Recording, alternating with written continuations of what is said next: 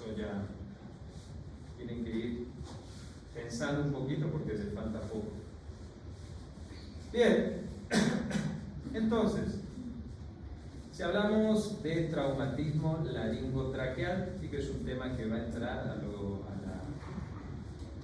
temario del examen final. Vamos a repasar un poquito de anatomía de laringe. Lamentablemente no tuvimos una clase dedicada exclusivamente a lo que es anatomía y fisiología laringe, así que vamos un poquito a repasar, ¿no?, cómo está conformada la laringe, ¿sí? Entonces, la laringe tiene una ubicación cervical anterior, está en la región anterior del cuello, y se caracteriza principalmente por estar conformado por una estructura cartilaginosa, ¿no? La laringe no van a haber estructuras óseas, van a ser cartílagos. Estos cartílagos pueden ser de dos tipos, pueden ser cartílagos impares o cartílagos pares. Si hablamos de cartílagos impares, ¿sí?, tenemos, empezando desde la parte superior, tenemos la epiglotis, el cartílago epiglótico, que tiene forma de una hoja, el cartílago tiroides, ¿sí?, que es el cartílago más grande de la laringe, está formado por dos láminas laterales, dos astas mayores o superiores y dos astas menores o inferiores, y estas láminas laterales se unen en su porción media, ¿no?, y tienen, como ustedes ven en esta vista lateral, una región o una zona protuberante que se denomina tubérculo o protuberancia tiroidea, ¿no? Que si ustedes extienden su cuello y con el dedo índice se tocan esa región anterior, la parte más sobresaliente corresponde a esta zona, ¿sí? Es lo que comúnmente se conoce como manzana de Adán, ¿no?, que es más, se ve mucho mejor en pacientes masculinos, ¿no? Entonces, este cartílago tiroideo es el más voluminoso, se dice que tiene forma de la quilla de un barco o de un libro abierto. Y por debajo tenemos al cartílago cricoides, que es esta es una vista lateral y esta es una vista posterior.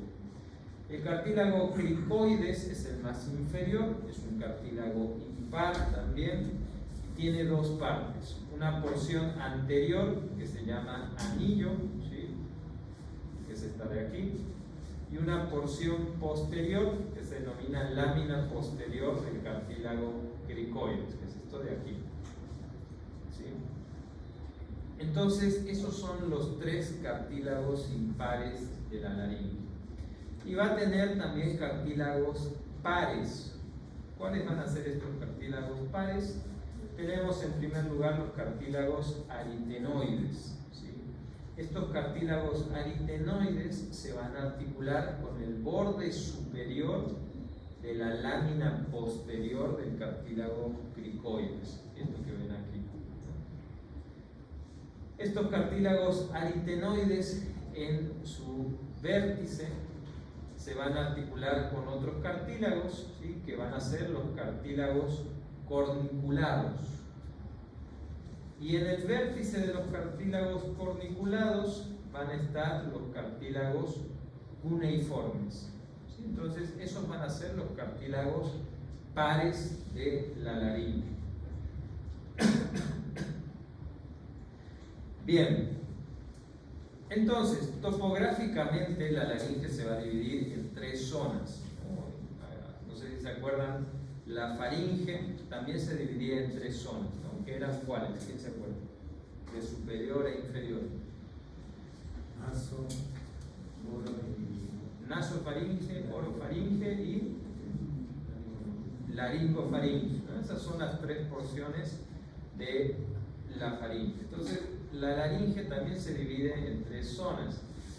Una zona superior que va a ser la supraglotis, que va a ir desde el borde superior del cartílago epiglótico hasta el borde superior de las cuerdas vocales. Tenemos una zona o región glótica donde se encuentra la glotis.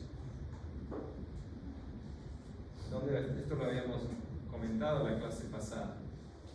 ¿Dónde se encuentra la glotis?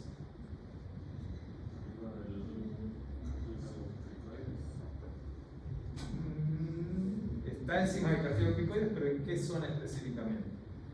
A la altura de la manzana. Okay, pero es un espacio entre dos elementos.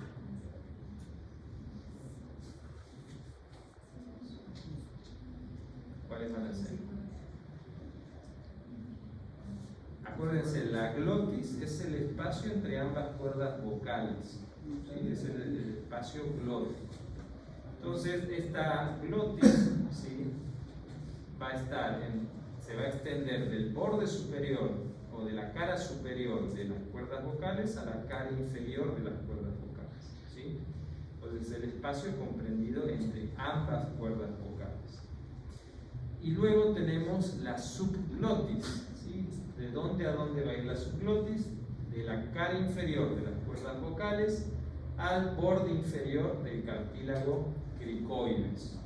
¿Sí? Esa es la subglotis. Entonces, ustedes ven la imagen de la derecha, ¿sí? Ahí van a ver una vista superior de lo que se conoce como corona laríngea, ¿no? Entonces, ahí ustedes van a ver, por ejemplo, esto que está aquí, o son las láminas laterales del cartílago tiroides. Esto que ven aquí es el cartílago cricoides, su lámina posterior, y esto que ven aquí son los cartílagos aritenoides. Entonces, del vértice del vértice o la apófisis anterior del cartílago aritenoide, que es esta de aquí, esto recibe el nombre de apófisis vocal. ¿Por qué? Porque en esta apófisis vocal se va a insertar el ligamento vocal que forma parte de las cuerdas vocales, ¿no? Entonces, estos aritenoides que están sobre la lámina posterior del cartílago cricoides, ¿sí?, se van a articular y son los encargados de, según su movimiento de rotación, abrir y cerrar el espacio glótico, ¿sí?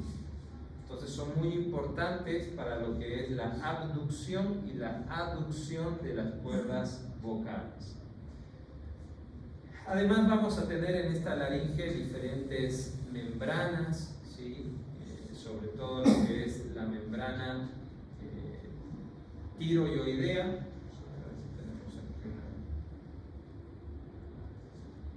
La membrana tiroidea va a ir del borde inferior del hueso yoides, que es este de aquí, al borde superior del cartílago tiroides. Tenemos la membrana cricotiroidea, que va a ir del borde inferior del cartílago tiroides al borde superior del anillo del cartílago cricoides, entonces la membrana cricotiroidea. Y aparte vamos a tener también músculos internos de la laringe, músculos externos de la laringe, que bueno, lamentablemente no nos da tiempo para explicar todo, es un poquito largo, ¿sí? Y este tema es más que todo del traumatismo laringotraqueal. ¿Sí? Entonces, si hablamos de las relaciones de la laringe hacia posterior, ¿con qué se va a relacionar la laringe? La columna vertebral. No, con el esófago. Antes, ¿no? ¿Con qué se relaciona hacia posterior la laringe? ¿Qué hay detrás de la laringe? Que ya lo habíamos hablado en la clase pasada.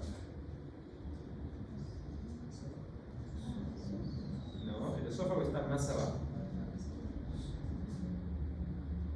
¿Qué hay antes del esófago? ¿Qué? ¿Qué parte de la faringe? No. ¿Qué parte? Recién lo habían dicho. Fácil. Laringofaringe, ¿no? O hipofaringe. ¿Por qué se llama laringofaringe? Porque está en relación con la laringe. Por eso es laringofaringe. Entonces, la cara posterior de esta laringe, ¿sí?, se relaciona con la cara anterior de la faringe, ¿sí? La faringe o la hipofaringe. Acuérdense, la faringe es un hemicilindro, no tiene cara anterior, ¿no? En ningún nivel, ni en la nasofaringe, ni en la orofaringe, ni en la laringofaringe, ¿no? Entonces, está en relación con la laringe. Hacia el inferior, ¿con qué se relaciona? No, con la tráquea, ¿sí? El esófago, acuérdense, es la continuación de la hipofaringe. En cambio, la laringe, ¿sí?, se va a continuar con la tráquea, ¿sí? Y hacia superior, ¿con qué se va a relacionar?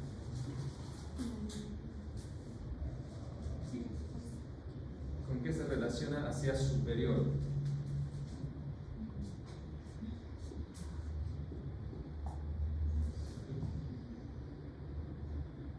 ¿Qué estructuras van a estar en esa faringe que se van a relacionar con la laringe? Va a estar el hueso hioides, ¿sí?, justo por encima, por delante de y superior a la epiglotis está el hueso hioides. El hueso hioides sirve para que se fijen ciertas membranas y ligamentos de la laringe, pero no forma parte de la laringe, ¿sí?, es externa a la laringe. Y va a estar también la base de la lengua, ¿sí? Y hacia anterior, ¿con qué se va a relacionar la laringe?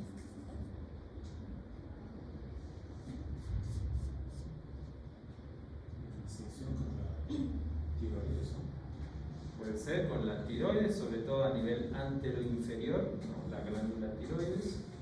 ¿Y qué más va a haber? Músculos, el paquete carotídeo. El paquete carotídeo está más hacia el lateral, pero sí hay músculos, piel, tejido celular subcutáneo, ¿no? Por eso es fácilmente que ustedes lo pueden palpar, ¿no?, a la laringe, tanto cartílago tiroides como cricoides, es fácilmente palpable, porque ahí solamente hay piel, tejido celular subcutáneo y unos cuantos músculos. Entonces, se relaciona con eso. Bien, entonces, si hablamos de traumatismos laringotraqueales, ¿no?, por ejemplo, los traumatismos externos son bastante infrecuentes y son raros. En el adulto, como ustedes ven, tiene una incidencia de 1 en 30.000 y representa menos del 1% de los traumatismos agudos. Y en los niños la incidencia todavía es más baja. ¿Por qué? Primero, por la posición de la laringe. ¿Sí? En los niños la laringe está en una posición más superior, ¿sí? No sé si se acuerdan cuando hablábamos, explicábamos en el módulo de nariz, los recién nacidos, los lactantes, tienen una respiración exclusivamente nasal, ¿no?, para que puedan lactar y respirar al mismo tiempo durante varios minutos. Y esto es gracias a la posición elevada que tiene la laringe. Entonces, gracias a esa posición elevada, ¿sí?, está más protegida la laringe por el maxilar inferior, la mandíbula. Y aparte, las estructuras cartilaginosas en los pacientes pediátricos son más elásticas. En cambio, en el paciente adulto, sobre todo en pacientes adultos mayores, las estructuras cartilaginosas son más rígidas, ¿no?, y tienen zonas de calcificación. Entonces, para que esas estructuras se puedan romper, se puedan fracturar, no se necesita tanta fuerza, ¿sí?, del impacto como en un paciente pediátrico. Y para que un cartílago se fracture en un paciente pediátrico, el golpe tuvo que ser muy potente, muy fuerte, ¿sí? Entonces, por eso es muy baja la incidencia en el paciente pediátrico, ¿no?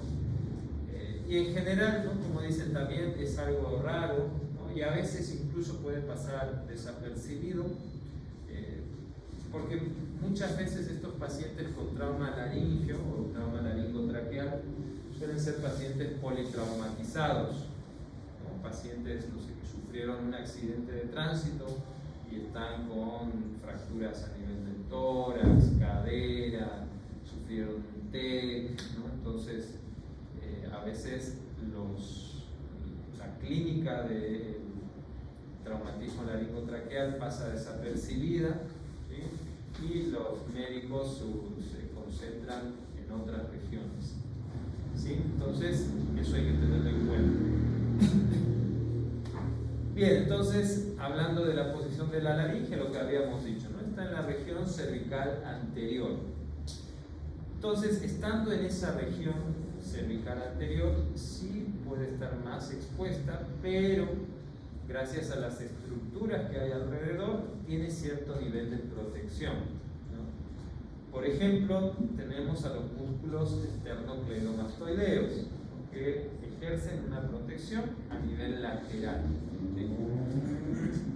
Y lo que decían, ¿no? El paquete vasculonervioso del cuello también está protegido por este músculo esternocleidomastoideo. En muchas ocasiones el trauma laringio puede afectar a este paquete vasculonervioso. Entonces tenemos al músculo esternocleidomastoideo, que es un músculo grande, grueso, que puede proteger a estas estructuras. Tenemos la movilidad de la laringe, ¿sí? Tanto vertical y especialmente la lateral, ¿no? Que permite a la laringe escapar de los diferentes tipos de traumatismos que puede haber en esa región, ¿no? Si ustedes agarran una vez más dedo índice y dedo pulgar y palpan su laringe, ¿no? Si ejercen un poquito de fuerza hacia los costados, van a ver que se moviliza la laringe, ¿no? Les puede molestar un poquito, pero tiene cierto grado de movilidad. Entonces, cuando llega un traumatismo a esa zona, gracias a esa movilidad lateral sobre todo, ¿no? La laringe puede escapar del impacto, ¿no? Entonces es un mecanismo de protección. La flexión de la columna cervical, ¿no? Cuando nosotros flexionamos nuestro cuello, ¿no? Y acercamos lo que es el mentón del maxilar inferior hacia lo que es la región torácica, con eso protegemos también en la zona anterior de la laringe, ¿no? Es un mecanismo de protección. Y aparte también lo que es la elevación de los hombros, ¿no? Cuando nosotros elevamos nuestros hombros, vamos a proteger igualmente las partes o porciones laterales de la laringe, ¿no? Entonces son mecanismos de protección que tiene nuestra laringe, pero que no se activan, ¿sí? En todas las situaciones, lamentablemente, ¿no? Como les había dicho, a veces estos pacientes con trauma laringio son pacientes politraumatizados, ¿no? Que sufrieron un accidente de tránsito. Generalmente cuando la persona sufre un accidente de tránsito es porque iba a gran velocidad, entonces no le da tiempo de activar estos mecanismos de protección de la laringe. Muchas veces la laringe se expone directamente al impacto del golpe, ¿no? Y ahí es donde empiezan, donde aparecen los daños. Entonces, ¿cómo vamos a clasificar al traumatismo laringotraqueal? Se puede clasificar en traumatismos externos, ¿sí? O sea, cuando el traumatismo viene de afuera, ¿sí? O traumatismos internos, cuando se produce por dentro el traumatismo, ¿sí? Entonces, traumatismos externos tenemos los cerrados y los abiertos, ¿no? Cerrados, conmoción, contusión, fractura y luxación, ¿sí? O sea que no hay heridas, ¿no? No hay soluciones de continuidad a nivel de la piel. En cambio, los traumatismos externos abiertos tenemos heridas cortantes, punzantes, punzocortantes o las heridas por armas de fuego. Y si hablamos de traumatismos internos, tenemos lo que es traumatismos físicos y traumatismos químicos, ¿no? Físicos, por ejemplo, lo que es la intubación endotraqueal, ¿no? Cuando nosotros hacemos el procedimiento de intubación, ¿sí? Podemos lesionar las estructuras laringotraqueales, ¿no? Entonces hay que tener mucho cuidado. Y con el procedimiento de la traqueostomía también podemos lesionar las estructuras laringeas o traqueales. Y los traumatismos internos químicos, ¿no? Generalmente por ingestión de cáusticos o aspiración de gases tóxicos, lo que comentábamos la semana pasada, cuando hablábamos de faringitis por intoxicación, no sé si se acuerdan, ¿no? Habíamos dicho estos intentos de suicidio, por ejemplo, con soda cáustica, ¿no? Pueden también producir lesiones a nivel laringotraqueal. Hace poco escuché una noticia, no sé si ustedes la habrán escuchado, la habrán visto, de un niño de 5 o 7 años, no sé en qué departamento, tomó por descuido, creo que era, no sé, ponían ahí en la noticia líquido de batería, que debe ser algo ácido, corrosivo, ¿no? Porque lo habían puesto en una botella de refresco, y se ve que el niño pensó que era refresco, no sé qué habrá pasado, tomó eso, bueno, y le lesionó toda la vía aerodigestiva. Y ya lo habían operado varias veces, como 3 o 4 veces. Pero bueno, son lesiones bastante complicadas de tratar, ¿no? Dejan secuelas muy severas. Y el niño necesita más operaciones, más cirugías, y está recaudando dinero porque la familia era de bajos recursos, etc. Pero son lesiones complicadas. El niño no puede alimentarse por sí mismo por vía oral, sino que se alimenta a través de una sonda nasogástrica. No sé si le habrá pasado esto hace 1 año, 6 meses, no recuerdo bien el tiempo, pero quedó muy secuelado el niño. Entonces, esos son ejemplos de traumatismos internos, ¿sí? Bien, entonces, si hablamos de traumatismos externos cerrados, aquí vamos a tener 2 grupos: los traumatismos externos cerrados, que no comprometen el esqueleto cartilaginoso, ¿sí? Los ejemplos típicos son la conmoción y la contusión laríngea, y los traumatismos externos cerrados que sí comprometen el esqueleto cartilaginoso, como las fracturas y las luxaciones. Entonces, los que no comprometen el esqueleto cartilaginoso, tenemos la conmoción y la contusión laríngea. ¿Cuál creen que es la diferencia entre ambos tipos de traumatismos cerrados? Entre conmoción y contusión laríngea. ¿Cuál creen que es la diferencia?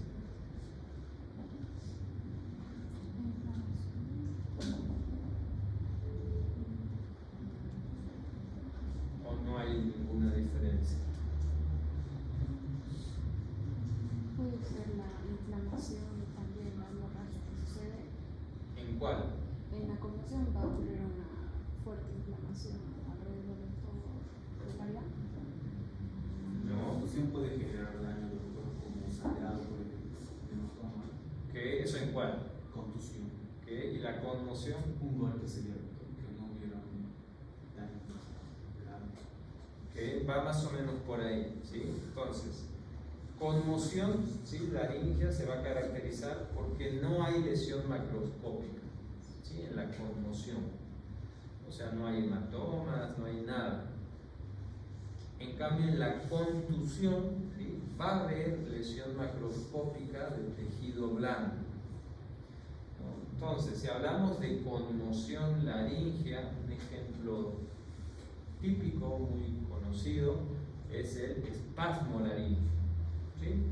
Es el espasmo laríngeo, es el cierre brusco, repentino, ¿sí? De las cuerdas vocales. No sé si alguna vez habrán visto, vieron una cirugía general alguna vez, ¿no? Una cirugía con anestesia general, ¿no? Donde el paciente, el anestesiólogo tiene que intubar al paciente, ¿no?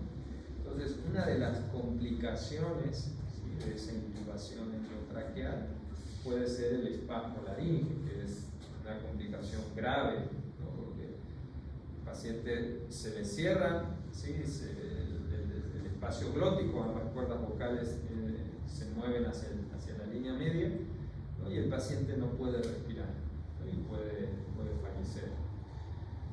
Entonces, eso es una conmoción. ¿Y por qué pasa esto? Porque, recuerden, la laringe es una zona con mucha inervación, ¿sí?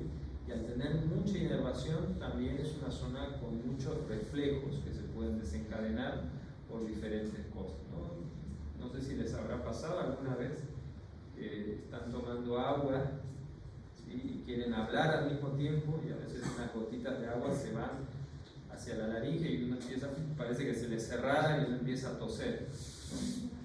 Eso es un reflejo de protección de la laringe, ¿no? Para evitar que los alimentos pasen hacia el tracto respiratorio inferior, ¿sí? Entonces, el espasmo laríngeo se puede producir por un traumatismo. El paciente recibe un golpe a nivel de la laringe y como reflejo de protección, ¡pum!, se cierra el espacio glótico y el paciente no puede respirar. O puede también, otro ejemplo son los síncopes, ¿no? Síncope respiratorio o síncope cardíaco, ¿no? Entonces, también producto de estos reflejos laringeos. Entonces, si ustedes, ¿no? Es algo difícil, ¿no? Pero si ustedes en ese momento le examinan, ¿no? Digamos con una endoscopía, esa zona de la laringe, con el espasmo, no van a ver ningún tipo de lesión, no van a ver ningún tipo de herida, nada. No, solamente van a ver, en el caso del espasmo, como ustedes ven en esta imagen superior, ¿no? El cierre de las cuerdas vocales. No va a haber daño macroscópico, lesión macroscópica en este tipo de situación, en la contusión laríngea. En cambio, en la contusión, sí van a haber lesiones macroscópicas del tejido blando. Por ejemplo, ¿qué tipo de lesiones pueden haber? ¿Qué tipo de lesiones del tejido blando pueden haber? Abrasión. ¿Qué más? Desgarros, abrasión, ¿qué más? Hemorragias, ¿qué más?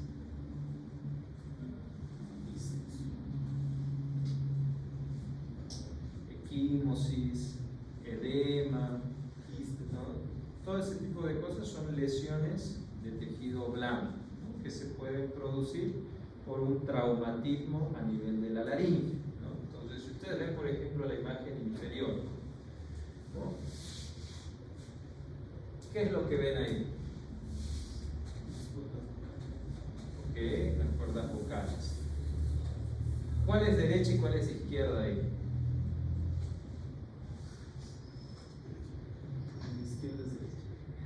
¿Esto de aquí qué es? ¿Derecha? Izquierda, derecha.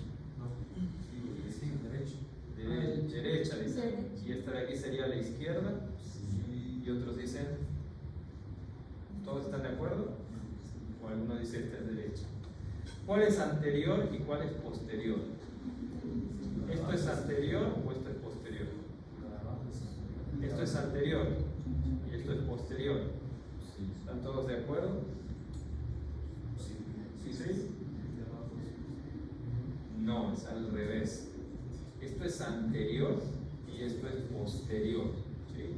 Esto de aquí, ¿sí? Aquí están los cartílagos aritenoides y aquí estaría el cartílago epiglótico, que si ustedes ven esta imagen de arriba, ¿sí?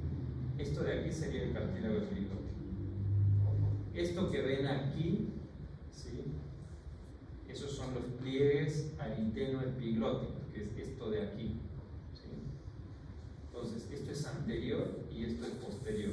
Por lo tanto, esto es derecho y esto es izquierdo, ¿sí?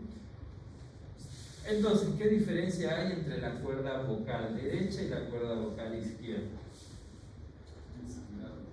Sangrado, ¿no? Esa colección de sangre, colección hemática en la cuerda vocal derecha, ¿no? Eso es un hematoma de la cuerda vocal, ¿sí? Entonces, eso es un ejemplo de contusión, ¿no? Si uno inspecciona esa zona con un endoscopio, ¿no? Va a ver esa lesión macroscópica, ¿sí? Entonces, eso es una contusión laríngea, ¿sí? Entonces, esa va a ser diferencia entre conmoción y contusión. Y luego tenemos los traumatismos externos con afectación del esqueleto cartilaginoso. Y aquí vamos a tener fracturas y luxaciones. El cartílago laríngeo más afectado, ¿sí?, por su tamaño, por la posición, suele ser el cartílago tiroides, ¿sí?, el cartílago tiroideo, ¿no? Más o menos un 60% de las fracturas de cartílagos en la laringe son a nivel del cartílago tiroideo, ¿no? Pueden ser fracturas medianas o fracturas paramedianas. Luego tenemos las fracturas del cartílago cricoides. Son mucho menos frecuentes las fracturas del cartílago cricoideo, ¿no? Por el tamaño, por la posición, etc. ¿No? Más o menos será un 10 a 15% más o menos de fracturas de la laringe son del cartílago cricoide. Y el resto, sí, un 20-30% son fracturas combinadas, o sea, son fracturas cricotiroideas. O sea, ambos cartílagos se suelen fracturar.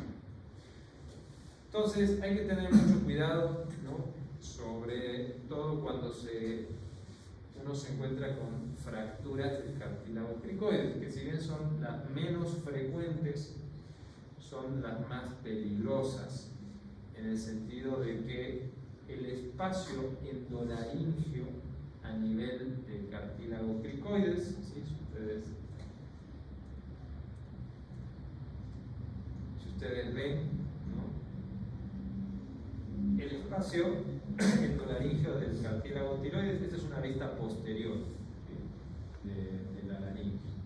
Entonces, la endolaringe a nivel del tiroides es mucho más amplia que la endolaringe a nivel del cartílago cricoides, ¿sí? Pueden ver, ¿no?, esa diferencia de espacio que hay entre uno y otro. Entonces, ¿qué pasa? Generalmente cuando hay fracturas de los cartílagos suele haber también desgarro de la mucosa endolaringe, ¿sí? Y estos desgarros pueden producir edema o pueden producir hematomas en esa zona. Entonces, un hematoma o edema a nivel del cartílago de la endolaringe, a nivel del cricoides, es mucho más grave que un hematoma a nivel del tiroides, ¿sí? ¿Por qué? Porque es mucho más fácil de obstruirse esta zona que esta zona por el tamaño, ¿no? Entonces hay que tener más cuidado con las fracturas del cartílago cricoides que con las fracturas del cartílago tiroides, ¿sí? Entonces es mucho más fácil que se obstruya esta zona que esta zona de aquí, ¿sí?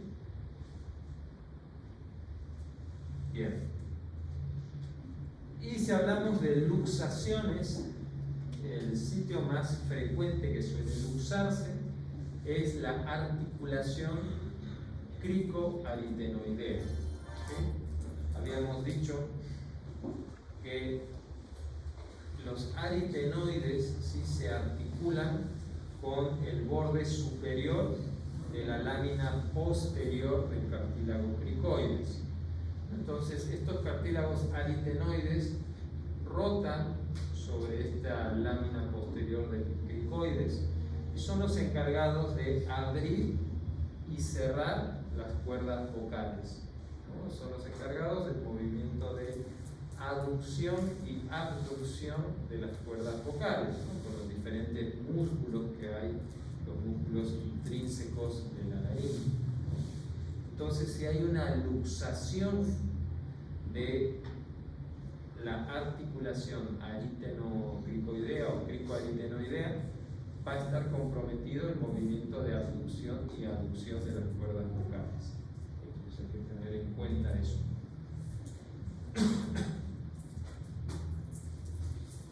Bien.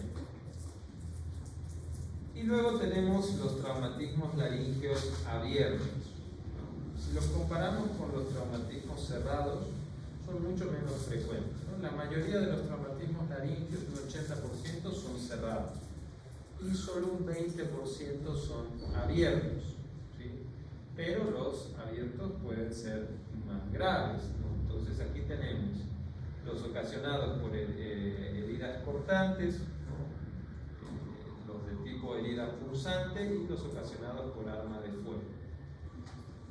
Los traumatismos laringeos abiertos por herida cortante, ¿no? Por un arma cortante, no suelen comprometer tanto lo que es la estructura cartilaginosa. ¿Por qué?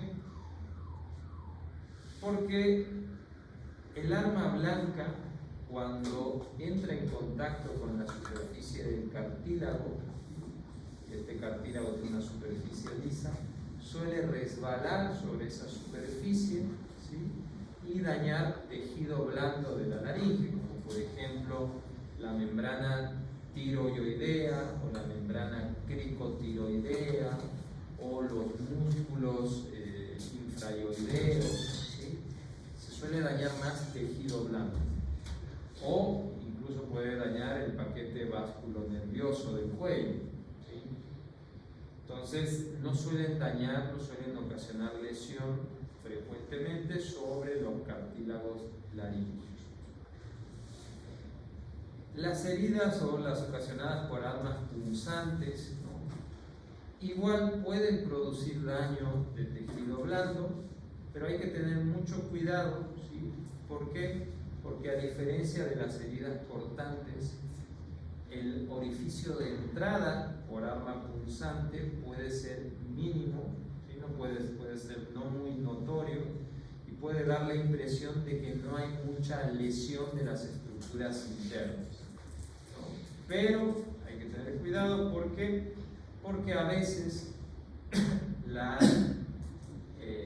el arma punzante, ya sea porque alguien la manipuló o por el mecanismo del traumatismo, puede haber ingresado por un orificio pequeño en la piel y el tejido subcutáneo, pero dentro, ¿no? En las partes internas, ¿no? Haberse movilizado hacia diferentes puntos, ¿no? Producir lesiones mucho más severas de lo que se ve en el orificio de entrada. Entonces hay que tener cuidado con estas heridas de tipo con arma punzante. Y luego tenemos las heridas por arma de fuego, ¿sí? Estas heridas por arma de fuego son mucho más complejas que las dos anteriores, ¿sí? ¿De qué va a depender el nivel de lesión? Depende del tipo de proyectil y de la velocidad a la que va el proyectil, ¿sí? Entonces aquí puede haber lesión de estructuras cartilaginosas, puede haber lesión de tejido blando, del paquete vasculonervioso, etc., ¿no? Son lesiones mucho más graves que incluso pueden comprometer las zonas cercanas a la laringe, como la región facial, la región torácica, axilar, etc. Entonces son lesiones mucho más severas y mucho más complejas, ¿sí? Hay que tener cuidado. Y algo que me olvidé comentarles: en estos traumatismos externos cerrados con alteración de las estructuras cartilaginosas, algo que puede pasar también es la desinserción laringotraqueal, ¿sí? ¿Qué es eso? Es una condición muy rara, ¿sí? No suele pasar frecuentemente, pero es cuando se separa la laringe de la tráquea debido al traumatismo, ¿no? Y eso puede comprometer gravemente la vida del paciente, ¿no? El paciente morir en segundos o minutos, entonces también hay que tenerlo en cuenta. Bien, entonces una vez que nosotros clasificamos a nuestro traumatismo laringotraqueal, vamos a diagnosticar, ¿sí? ¿Cómo hacemos el diagnóstico de este tipo de lesiones? Entonces, para eso, primero siempre basarnos en las manifestaciones clínicas, ¿sí? Entonces, está este mnemotécnico de las 3 Ds, ¿no? Disnea, disfonía y disfagia, ¿no? ¿De qué va a depender cada manifestación clínica? Suele depender, no en todos los casos, pero en la mayoría de los casos, suele depender de la zona o el nivel de la laringe afectada, ¿no? Por ejemplo, si el paciente tiene disnea, ¿A qué nivel de la laringe está el daño? Está la afectación. Glotis, ¿será? Glotis puede ser, pero no es tan frecuente. ¿Cuál dijimos que es el área que se puede afectar más por una obstrucción?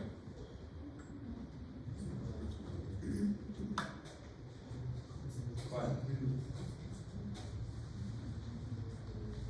De esos 3 niveles que habíamos dicho, ¿cuál es? ¿Qué? No. A ver, ¿cuáles eran los 3 niveles? Supra, glotis, glotis y subglotis. Okay. De esos 3, ¿cuál es el que más puede cursar con disnea? Subglotis. ¿Y por qué la subglotis?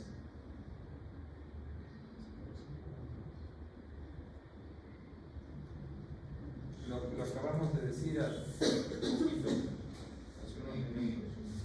¿Por qué la subglotis? Porque es más estrecha, ¿no? Habíamos dicho que la subglotis está a nivel del cartílago cricoides, ¿no? La glotis está más al nivel del cartílago tiroides. Entonces habíamos comparado, ¿no?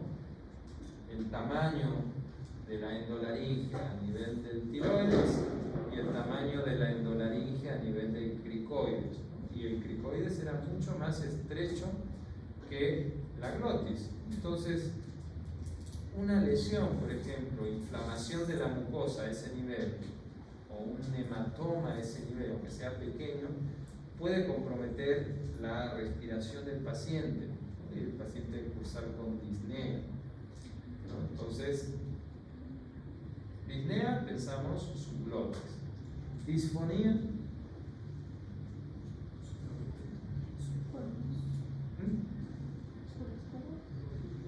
¿Qué sería entonces?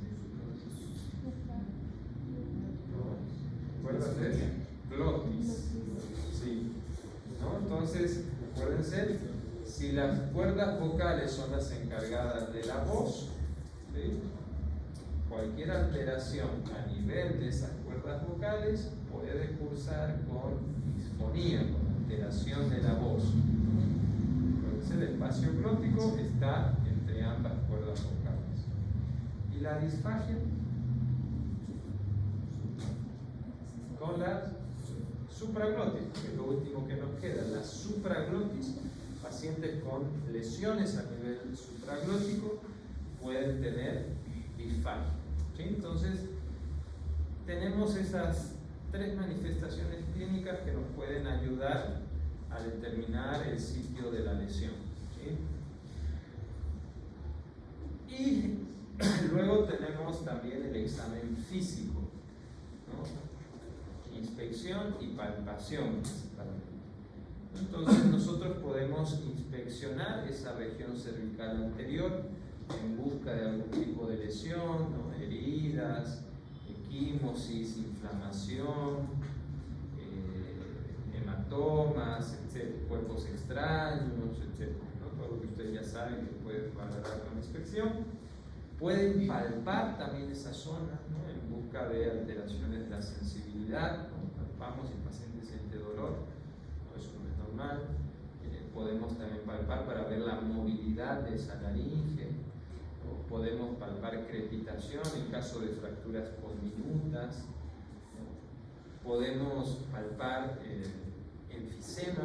¿Saben qué es el enfisema? ¿Aire dónde? En el espacio. Eso, ¿no? Aire en el espacio subcutáneo, el tejido subcutáneo, ¿no? Que es algo que suele aparecer cuando hay daño de un órgano, una estructura hueca, ¿sí? En este caso la laringe, ¿no? Entonces, muchos pacientes con fractura de la laringe, donde va a haber desgarro de la mucosa endolaringea, ¿sí? Pueden cursar con enfisema subcutáneo. Entonces ustedes lo pueden palpar. Una vez que ustedes palpan el enfisema, es difícil olvidarse, ¿no?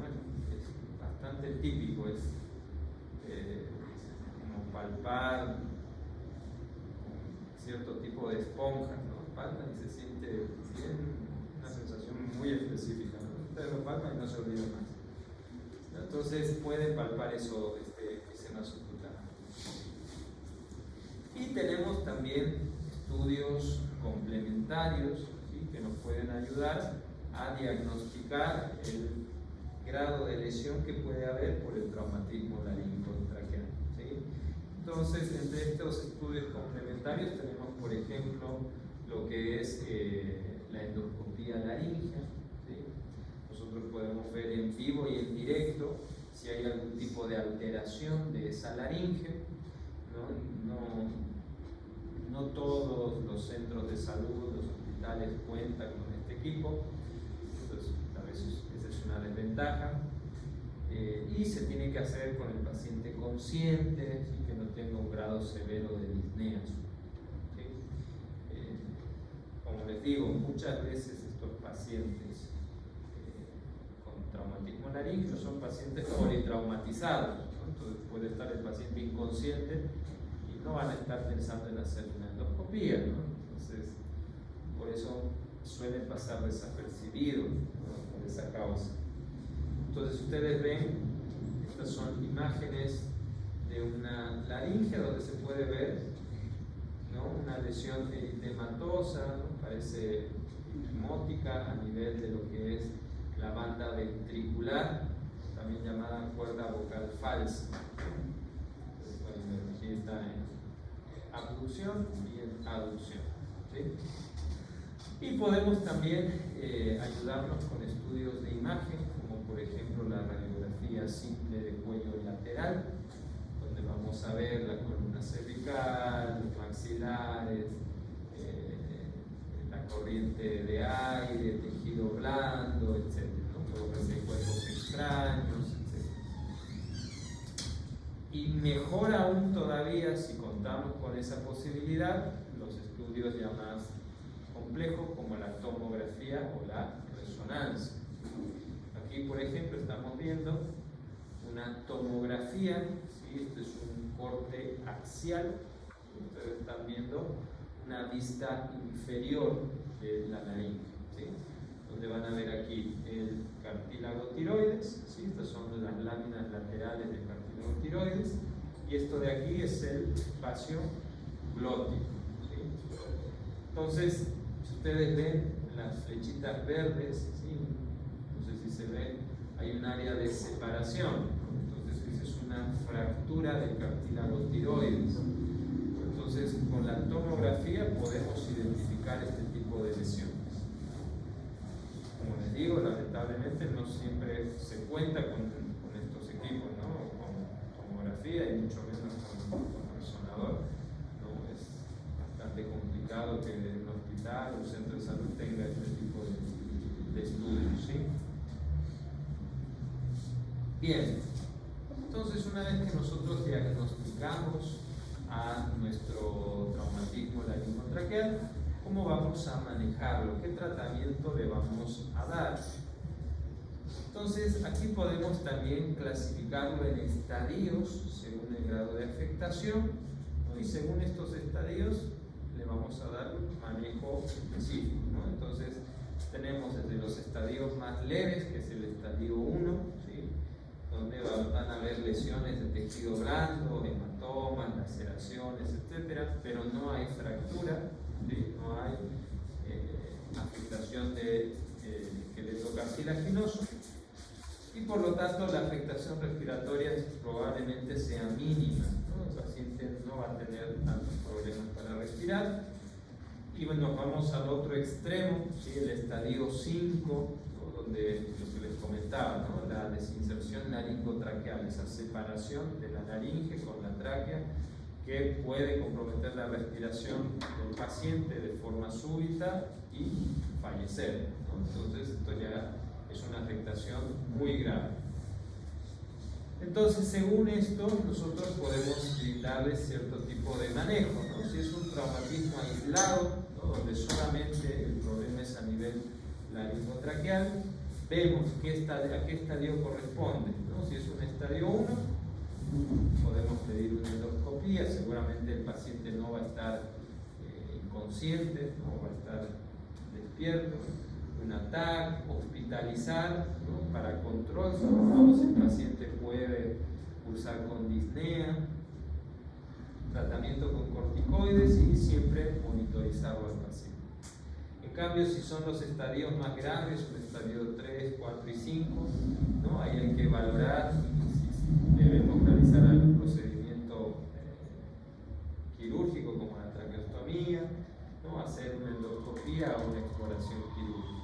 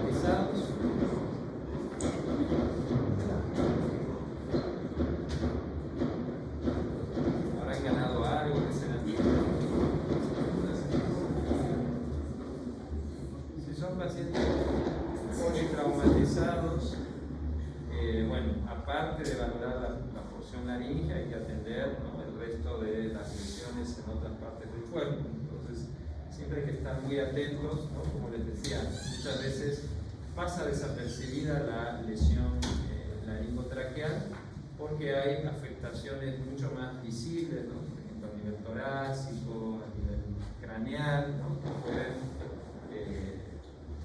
pueden opacar al daño que pueda tener el paciente a nivel de la laringe y la tráquea.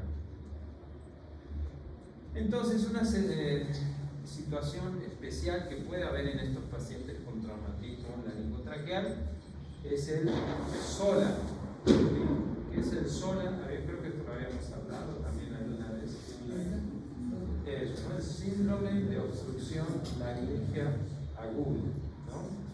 Entonces, es el conjunto de signos y síntomas provocados por insuficiente paso de aire a través de la laringe. Y esta insuficiencia del paso de aire puede ser producto de un traumatismo laríngeo, ¿no? No es la única causa. Un tumor laríngeo, por ejemplo, puede también producir un SOLA. O un cuerpo extraño en la laringe también puede producir un SOLA, ¿sí? Entonces, puede tener diferentes causas. ¿Cuáles van a ser las manifestaciones clínicas del SOLA? Va a tener, o puede tener, disfagia, ¿sí? Como les había comentado, ¿no? Según el nivel de obstrucción de la laringe, ¿no? Puede predominar más una manifestación clínica que otra. Ronquido, afonía, cialorrea, sangrado, enfisema subcutáneo, ¿no? Lo que les comentaba, sobre todo cuando hay fractura de algún elemento cartilaginoso, torrefacción cervical, y van a haber también signos típicos de esta situación, como por ejemplo lo que es el uso de musculatura accesoria, ¿no? El tiraje, puede haber tiraje supraclavicular, el tiraje intercostal, ¿no? Como manifestaciones de esos problemas respiratorios que pueda tener el paciente. Puede haber también signos de agotamiento como bradipnea, sudoración, taquicardia, palidez, cianosis, e incluso llegar a desmayarse el paciente por la falta de ventilación. Entonces, esto es una emergencia, ¿sí? Es algo que hay que tratar de inmediato porque el paciente puede fallecer. Entonces hay que identificarlo rápido, ¿sí? Y tratarlo de forma inmediata. ¿Cómo lo diagnosticamos? Lo vamos a diagnosticar con la clínica, ¿sí? Los signos y síntomas que nombramos anteriormente, los antecedentes, ¿no? Si es un paciente, por ejemplo, con antecedentes de haber sufrido un accidente, ¿no? Una caída, un golpe, agresión, lo que ustedes quieran, a nivel del cuello, ¿sí? Entonces tenemos que sospechar en esta enfermedad. Podemos utilizar procedimientos de laringoscopía indirecta, un poquito complicado, pero se puede hacer, sobre todo cuando no contamos con un instrumental específico. Puede ser la laringoscopía indirecta, se hace con un espejillo de García, ¿no? Con una fuente de luz, ¿no? Se mete a través de la cavidad oral y podemos nosotros observar la laringe, ¿no? Esa técnica. Si tenemos una fibroscopía, un fibrolaringoscopio, mucho mejor, podemos ver en vivo y en directo dónde está el sitio de obstrucción. Con la laringoscopía directa ya necesita otro tipo de equipo más específico, o nos podemos ayudar con técnicas de imagen como una radiografía lateral de cuello o una tomografía de laringe, ¿sí? Entonces, una vez que nosotros identificamos este síndrome de obstrucción laríngea aguda, tenemos que darle un tratamiento. Y eso lo vamos a hacer mediante un procedimiento que es la traqueostomía, ¿sí? Nosotros tenemos dos formas de asegurar la vía aérea, ¿no? Uno es mediante la intubación endotraqueal y otro es mediante la traqueostomía. Probablemente la mayoría de los pacientes con SOLA no podamos hacer una intubación endotraqueal. Entonces tenemos que inclinarnos por una traqueostomía, ¿sí? Entonces, hay libros, ¿sí? Hay muchos autores que usan el término de traqueostomía y traqueotomía como sinónimos, ¿no? Y hay otros que los diferencian. ¿Cuál creen que es la diferencia entre traqueotomía y traqueostomía?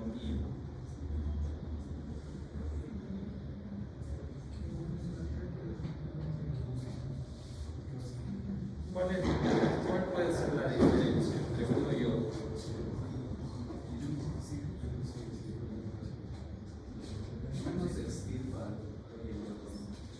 No, eso sería traqueotomía, extomía. Uno es la apertura y el otro es la exposición del hueso. Eso sí. La traqueotomía es la apertura generalmente de la pared anterior de la tráquea, ¿no? Hacer un agujero, ¿sí? Para abrir la tráquea. En cambio, la traqueostomía, ¿sí? Se utiliza más para el abocamiento, abocar ese orificio de la tráquea a piel, ¿no? O sea que el orificio que se hace en piel, la apertura que se hace en piel, coincida, ¿sí? Esté fijada al orificio que se hace a nivel traqueal, ¿no? Entonces eso es muy importante, ¿no? Porque para el manejo posterior de la traqueostomía, del traqueostoma, ¿sí? Se necesita que esa apertura a nivel traqueal esté abocada a piel, ¿sí? Entonces eso es una diferencia importante. Entonces, ¿cuáles son las indicaciones para realizar la traqueostomía? Tenemos, por ejemplo, lo que es intubación prolongada, ¿no? Un paciente, por ejemplo, que está en coma y está en terapia intensiva, no puede estar de forma indefinida con un tubo endotraqueal. No, hay diferentes guías, te dicen algunos no puede estar más de 48 horas, otros te dicen no puede estar más de 7 días, otros te dicen no puede estar más de 10 días, ¿sí? Varía un poquito el tiempo, pero todos coinciden en que no puede estar de manera indefinida con ese tubo endotraqueal. ¿Por qué? Porque eso le puede producir complicaciones al paciente, y por ejemplo granulomas a nivel de la tráquea, isquemia y necrosis de las paredes traqueales por la fricción que va a tener el tubo sobre esa superficie. Entonces, no puede estar con una intubación endotraqueal de manera prolongada. Entonces, en esos pacientes se les debe realizar una traqueostomía, ¿sí? Porque el paciente sí puede vivir de manera permanente con un traqueostomo. Eso sí se puede hacer.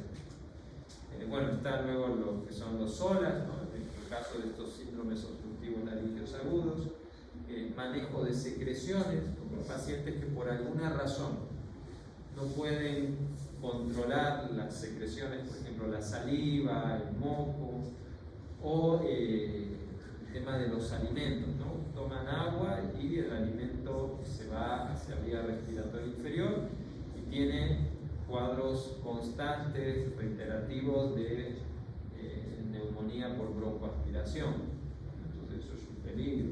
Entonces en esos pacientes también se está indicado una traqueostomía, ¿no? Reducción del espacio muerto, ¿no? Sobre todo en pacientes en terapia intensiva y en pacientes con SAOS, ¿no? Acuérdense, habíamos dicho que era el SAOS.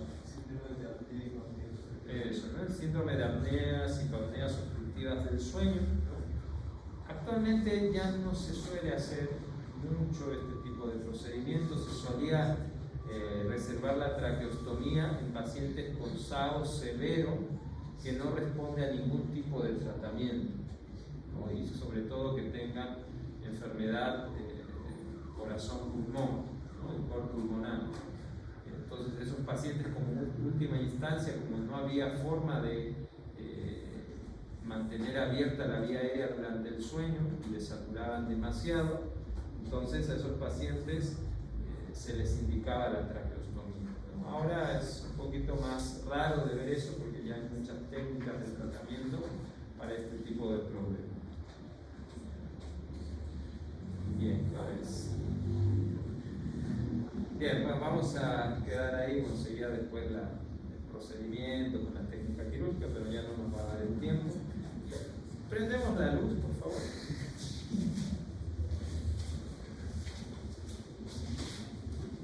Bien. ¿Dudas? ¿Preguntas? ¿Algo que no les haya quedado claro? ¿Todo claro? Sí. Bien, entonces acuérdense que este tema, ¿sí?, entra al examen final. Entonces estudienlo del libro.